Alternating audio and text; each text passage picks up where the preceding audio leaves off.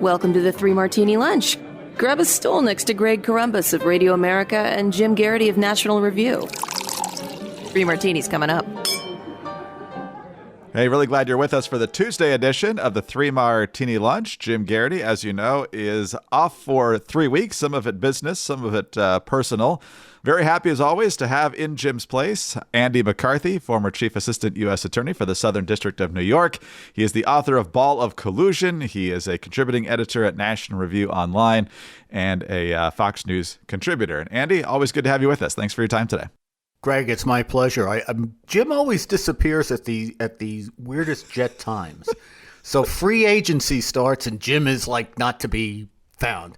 And then I see they are trying to sign some offensive linemen. So you don't think I can put two and two together? I can connect those dots. Yeah, between free agency and scouting for the draft, it's pretty clear what's really happening here. But we'll stick with the official narrative as long as he wants us to. Sure, whatever you say, sure. But let's dig into our good martini, clarifying martini.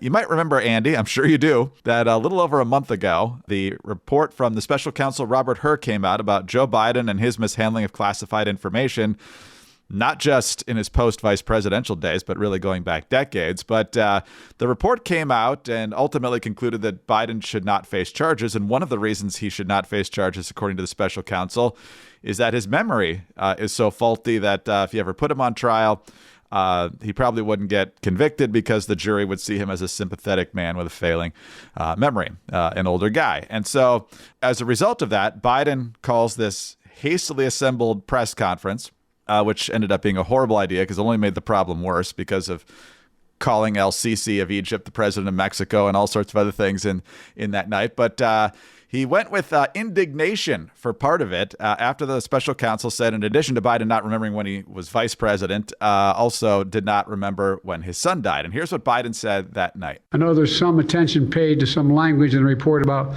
my recollection of events.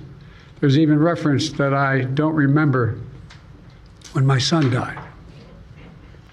How in the hell dare he raise that?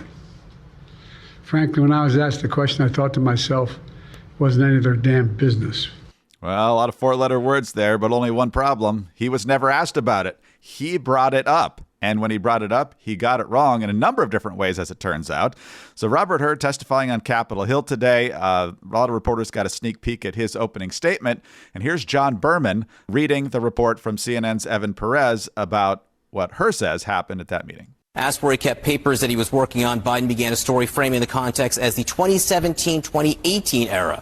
The president brought up his son, Beau, who he said had encouraged him to remain politically engaged. Remember, in this time frame, my son is either deployed or is dying, Biden said, according to the transcript. The president brought up his son's death, and he remembered the month and day. What month did Beau die? Oh, God, May 30th. Several people in the room interjected to remind him that his son died in 2015, not the 2017 to 2018 time frame. So there you go. Not only did he not remember the year, he still thought Beau was potentially deployed in 2017 or 2018 when that hadn't been the case in a very long time.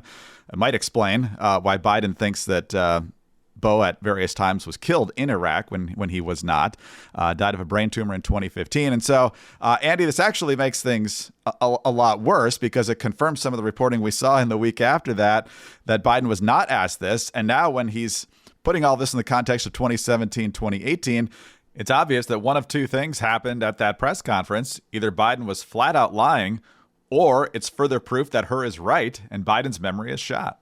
Yeah, and it was gratuitous because, as you say, Greg, the most important thing is he is the one who brought it up. And look, who in America who's lived through the last 3 years has the slightest doubt that Biden is the one who brought up the death of his son, since he brings it up apropos of nothing all the time? And, look, it's one of these situations it's difficult to comment on because any of us who've lost a loved one, and particularly in that kind of a tragic circumstances where you're talking about a parent having to bury an adult child, that is so difficult that, of course, we feel sympathy for Biden and the Biden family. But he brings it up every single time he gets. It's almost in a boxing analogy, you think of like a standing 8 count or a clasp, where, if the guy gets in trouble, this is his go-to maneuver. I kind of suspected that Hur was not the one who brought that up, just based on what Hur's reputation is and what you see. I saw a little bit of his testimony this morning, and he obviously presents himself very well. He's a bright guy. I don't agree with the analysis in his report, which we can talk about. The one thing I'll say about Biden's comments, I really wish we could get CC to Mexico, because have you seen the wall that they've put up in Egypt to prevent people from coming over from Gaza into Egypt? We need CC in Mexico. I mean, absolutely. But I really think that if the main difference between Trump and Biden is that Trump obstructed the investigation, whereas Biden cooperated with the investigation, then you charge Trump with obstruction and drop the Espionage Act, the classified information counts against both of them. There are no counts against Biden because the prosecutor decided not to charge him on a rationale that makes no sense to me. The Democrats are all upset about Hur having said that he was a well-meaning elderly man with a faulty memory. My son thinks I'm a not so well-meaning elderly man with a selective memory. So I guess, every family has their story like this. But when you're trying to decide whether to charge somebody with mishandling classified documents, or for that matter, with any crime, there's a significant difference between the person's state of mind in the here and now, which goes to a constitutional issue, which is, are you fit to stand trial? That is, are you compos mentis enough that you can participate in your own defense in a meaningful way and understand the nature of the proceedings? I mean, that's basically constitutionally the question of whether you're fit to stand trial. That's a very different question from what was your mental perspective at the time that you committed the acts that were charged. And in Biden's case, we're talking about pilfering classified information going back decades. And for him to say, as he consistently says, that the problem here was bad staff work, and if he's to be faulted for anything, it's that he didn't supervise his staff closely enough, under circumstances where he took a lot of this stuff when he was a senator. A senator is not an executive branch national security official who's on duty 24/7 doing national security work, and therefore they make arrangements like they have a skiff in your home so that you can, if something happens in the middle of the night, you can review documents and all that stuff. Senators and members of the House have to go to a skiff on Capitol Hill to review documents, and they're not allowed to take them. That's not, it's not you and your staff, and your staff carelessly grabbed a document. That's you, the senator, go in there to read stuff. And if you take it out, then you've taken it out. And he did that again and again. So, I really think that to the extent that the 2 tiers of justice is a big theme in the election, this incident plays deeply into it. And I think the Democrat and media attempts to distinguish the two situations fail because the distinction they're drawing is not the relevant one. The fact that Biden cooperated, murderers cooperate too. We don't say, well, that was awfully nice of you to cooperate. We're not going to bring the murder charges now. The strict legal theory about this is cooperation with law enforcement is a sentencing issue. It's not a guilt issue. So the guy is guilty or he's not guilty of the murder, right? If a jury convicts him or if he pleads guilty, then when you get to sentencing, you inform the judge that he cooperated, and the judge takes that into account with everything else in order to impose sentence. But it's got nothing to do with guilt or innocence. What you just mentioned with Biden and the skiff reminds me so much of how Democrats excuse this activity whenever they're caught. Most famously, former Clinton National Security Advisor Sandy Berger, in preparation for the 9/11 Commission hearings, going to the National Archives and getting caught stuffing classified documents in his pants and his socks. And the only reaction from Democrats was, "Oh, that's Sandy. That's just like him." And then nothing ever happens. No, nothing ever happens, including the story that he stuffed documents in his clothes was so outrageous that my recollection, Greg, is that there was very little attention, unless you were nerdy about this stuff like I am. There was no attention paid to what he took and why he might have taken it. But he took different iterations of a document that was essentially the Clinton administration's assessment of the terrorist threat. And the different iterations of it were important because they illustrated different reasoning over time about the nature of the threat, which was something that was what the Democrats at the time were trying to create, was this idea that the Clinton administration was all over the terrorist threat, whereas the Bushies had been asleep at the switch up until 9/11. And the iterations of the single document that Berger was trying to take put the lie to that assessment or that oversimplified assessment of things. It was a situation where it's not like he was clumsy, as you could tell by somebody stuffing stuff in his clothes, but there was actually a rationale for doing it, which for a prosecutor is always very important because it goes to show consciousness. Like in Biden's case, the fact that he was writing a memoir about his son and the interplay of the fact that he had all these important foreign relations responsibilities as Obama's vice president, at the same time his son was dying, he was writing a memoir about how all that worked. And that actually gave him a rationale for taking the documents, which when you have to prove intent and knowledge and motive and all that stuff, that's very important. Great context there on Sandy Berger and this whole thing with Biden and the classified documents and of course, Mr. Hur. In the meantime, what would you do if there was a sudden blackout? Well, the one thing you don't want to get is caught sitting in the dark and cold for hours or days, and in some cases, maybe even weeks if a really powerful storm comes through your area. At 4patriots.com/martini, you can purchase the Patriot Power Generator 2000X, and right now, you'll get a free solar panel with it, plus free shipping on orders over $97. The Patriot Power Generator 2000X is just part of 4Patriots' mission to make sure you are prepared if your power goes out or there's some other emergency.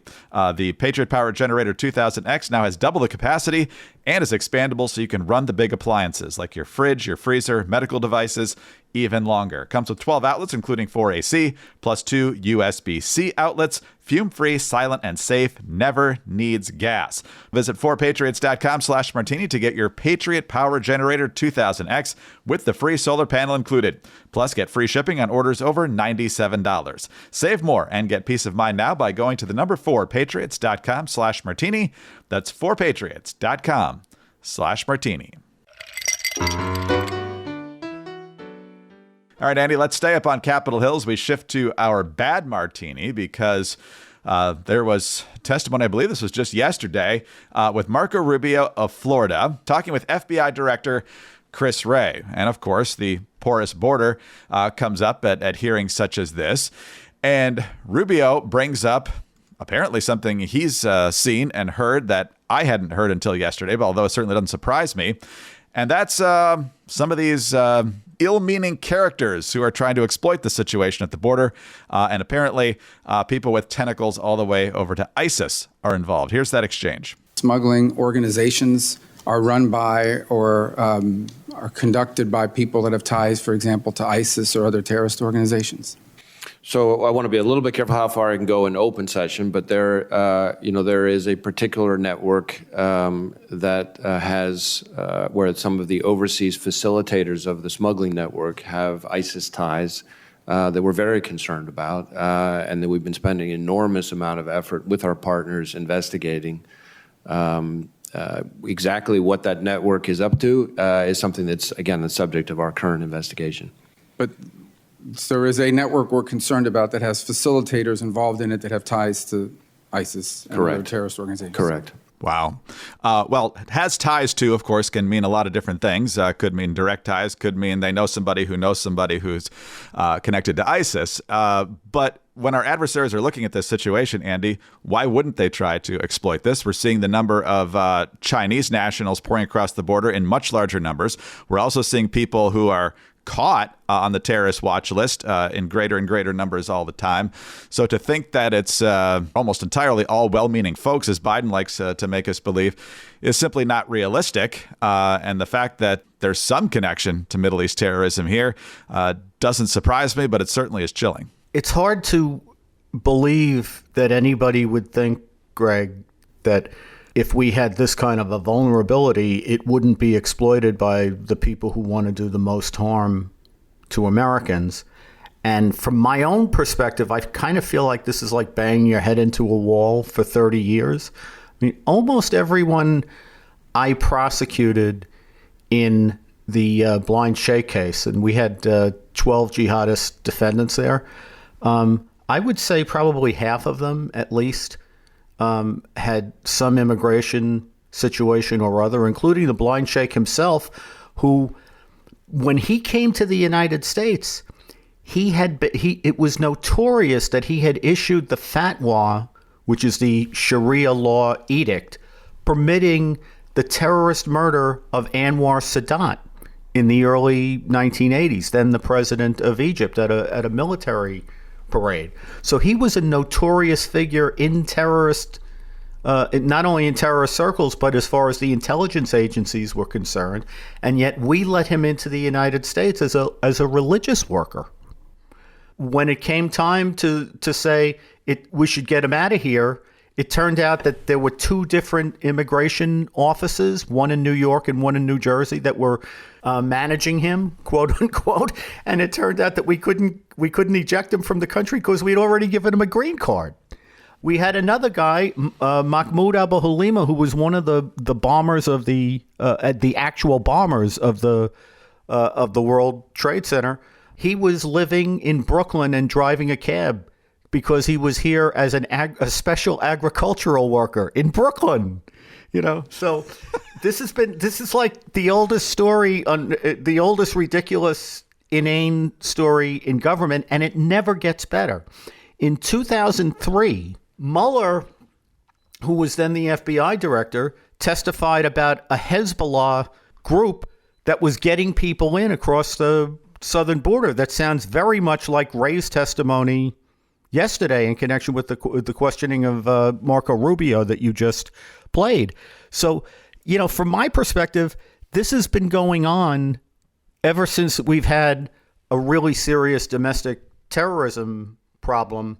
And when I say domestic terrorism, I'm talking about foreign terrorist organizations whose operatives come into the United States to do harm here. Biden's illegal parole program, where he has like 4 or 5 different countries that they've given a slew of these parole visas. Tens of thousands of people have been given visas from Venezuela. Of all the countries that are involved in this, they're the biggest one in terms of the most visas. They have an operational partnership with Iran, which is the leading state sponsor of terrorism against the United States and is notorious for trying to get operatives here to conduct operations, including to kill high-ranking American officials and former officials. We're giving parole to thousands and thousands of people, besides the thousands and thousands who are coming here from Venezuela illegally anyway, despite the parole program. And you can bet your bottom dollar that we don't have a clue of who's coming in here. So the thought that Iran wouldn't exploit that Al-Qaeda wouldn't exploit that, ISIS, which is just a breakaway faction of Al-Qaeda. I mean, that's how ISIS got it. ISIS started as Al-Qaeda in Iraq. The thought that these organizations wouldn't exploit our biggest weakness and get people here is just, it's fanciful. It is frightening. I agree with you wholeheartedly on that. But the thought that this couldn't happen, that's part of the reason that you have to have secure borders. My point is, it took 19 people to get the United States into a war that lasted 2 decades. I so appreciate your front row seat to history in leading that prosecution, a successful prosecution.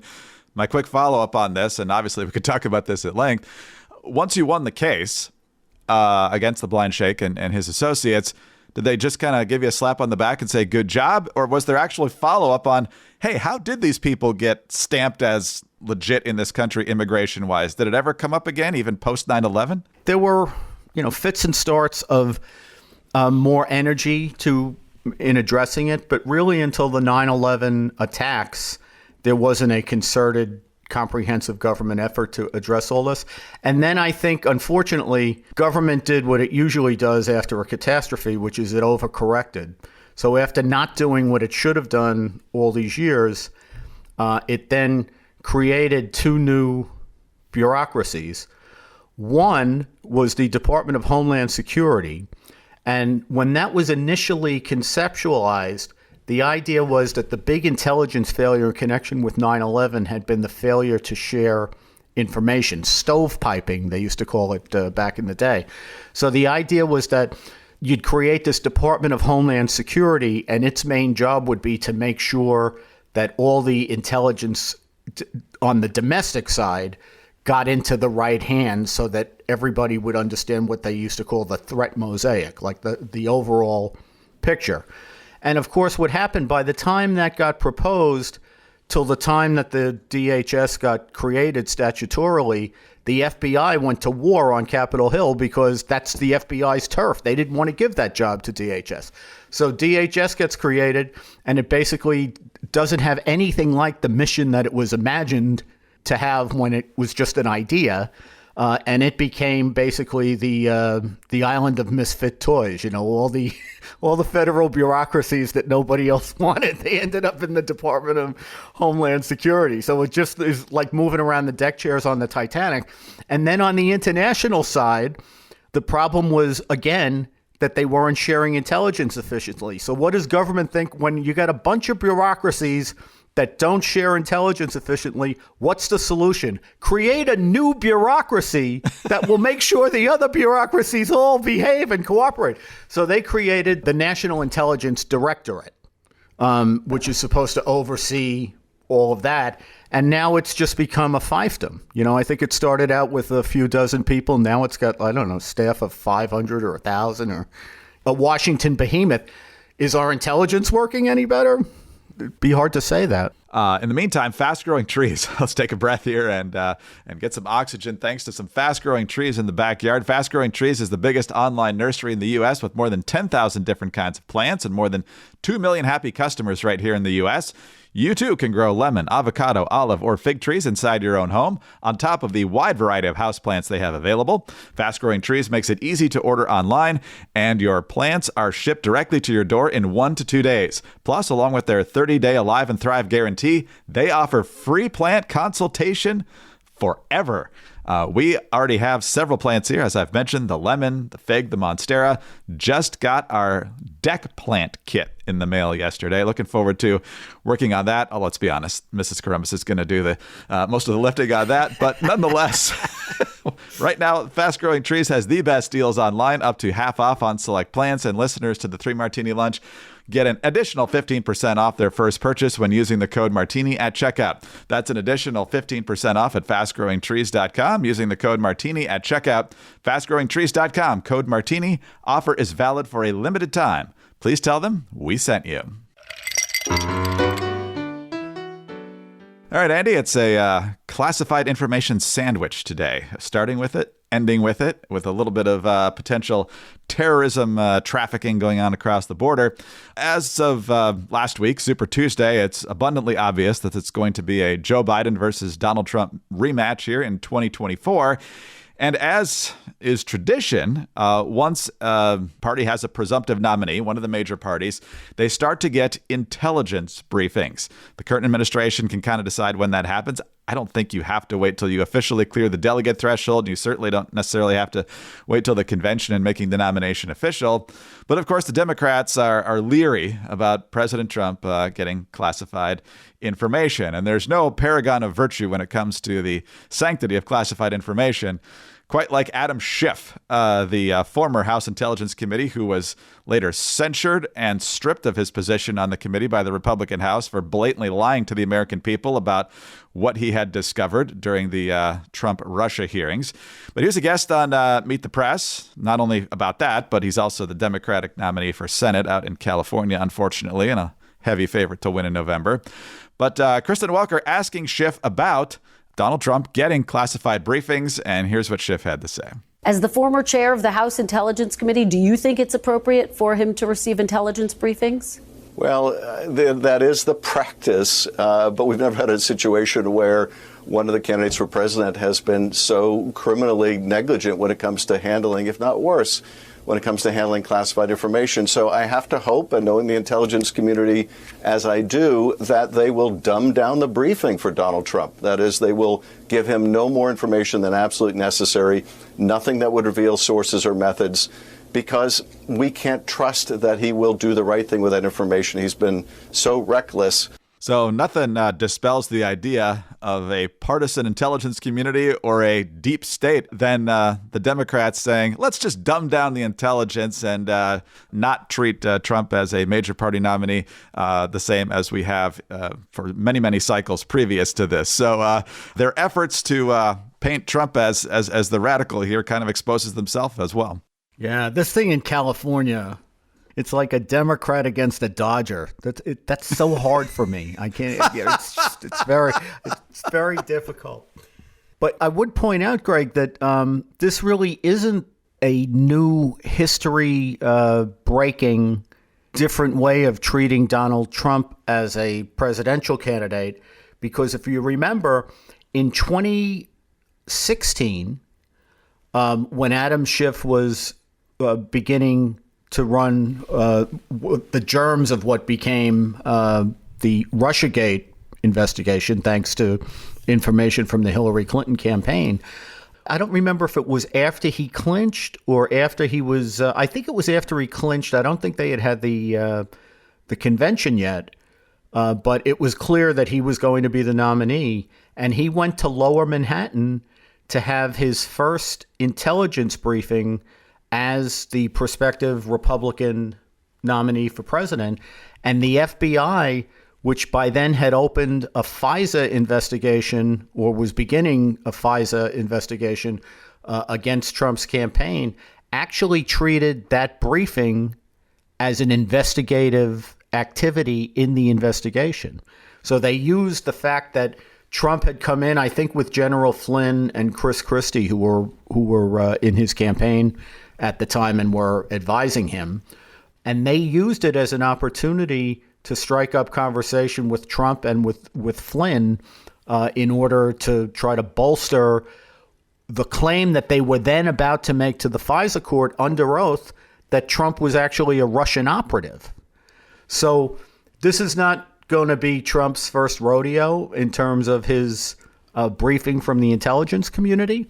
And remember, it was within the bureaucracy of the intelligence community, including the National Intelligence Council, that we got the Trump Ukraine impeachment. I mean, basically, that was an intelligence community special where they worked in collusion. If you want to talk about collusion, they colluded with Adam Schiff to create the predicate for that impeachment episode, which was thoroughly a partisan exercise. I mean, there's an impeachment that actually had no support whatsoever in the other party.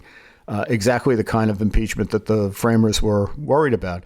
So I don't think Trump would go into briefings with the current intelligence community with high expectations. In fact, I think if he wins the White House, and I'm not a Trump supporter, I'm just making an analytical point here, but I think his big pitch in the campaign is that he's the new broom that sweeps clean, and he would be looking to get rid of a lot of these guys and bring his own people in.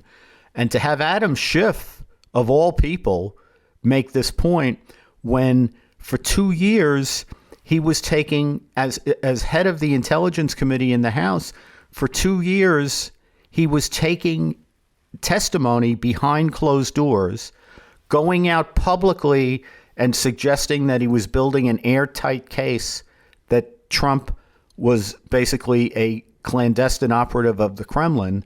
And then a couple of years later, when we finally got to read these transcripts, it turned out that it was black and white different from the way that Schiff was representing it. So if you don't think he's an insidious liar, then the only conclusion you can draw is maybe the intelligence community should be dumbing down their briefings for him because he's obviously not understanding them correctly. Ball of Collusion, by the way, if you want to understand that whole situation a whole lot better, by Andy McCarthy. Andy, fantastic insights on so much today. I've learned a ton. I know that much. And I look forward to being with you again tomorrow when we'd probably take a closer look at Robert Hur and whatever else the crazy news cycle serves up for us. See you then. Thanks so much, Greg. And we'll find out what Jim has been doing with the Jets roster. I have hope. Andy McCarthy, former Chief Assistant U.S. Attorney for the Southern District of New York, National Review Online contributing editor, and also a Fox News contributor. Find all of us on Twitter. He's at Andrew C. McCarthy. Jim is at Jim Garrity. I'm at Dateline_DC. Also, please subscribe to the 3 Martini Lunch podcast. Tell your friends about us as well. Thanks also for your 5-star ratings and your kind reviews. And don't forget to get us on your home devices. All you have to say is play 3 Martini Lunch podcast. Have a terrific Tuesday and join us again Wednesday for the next 3 Martini Lunch.